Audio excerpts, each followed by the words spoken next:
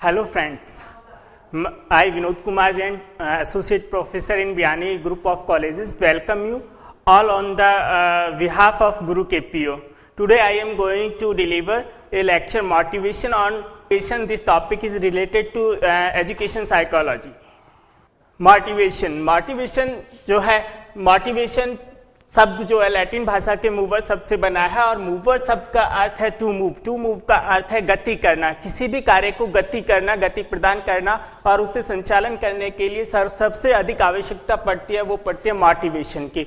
Motivation व्यक्ति को कार्य के लिए गति करने में अत्यंत आवश्यक है। मोटिवेशन जो है शिक्षा से संबंधित है। हम मोटिवेशन का रिलेशन जो है शिक्षा से पाया जाता है और शिक्षा के साथ संबंध होने के कारण यह मानवीय व्यवहारों को संतुलित करती है, मानवीय व्यवहारों को संचालित करती है और उन्हें आगे बढ़ाने में सहयोग प्रदान करती है। और मानवीय व्यवहारों के माध्यम से व्यक्ति एक सफल नागरिक का निर्माण करता है और सफलता के माध्यम से वो आगे बढ़ता है। मोटिवेशन के रूप में देखें तो हम इसकी मोटिवेशन की डेफिनेशन देखें तो डेफिनेशन के माध्यम से सबसे पहले मैकडोनाल्ड ने कहा है, मैकडोनाल्ड के अनुसार व्यक्ति के अंदर होने वाला शक्ति परिवर्तन, व्यक्ति के जो आंतरिक भावों से जो निकल के आता है, जो दिल से जो चीजें निकल के आती है, वो सारी मोटिवेशन के अंदर आती है। सेकंड है गुड के अनुसार कार्य करने को आरंभ करना या जारी रखना या नियमित करना, कार्य को आगे संचालन करने में सबसे अहम भूमिका जो होती है वो मोटिवेशन की होती है।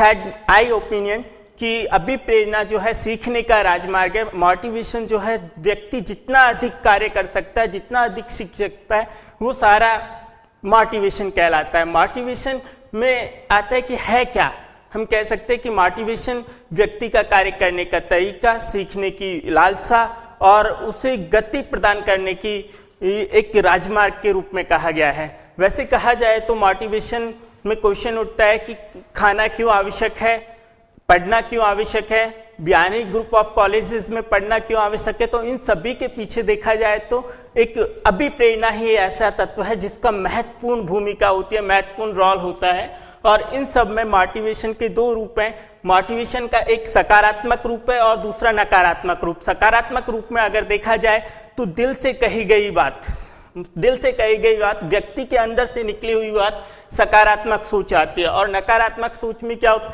व्यक्ति की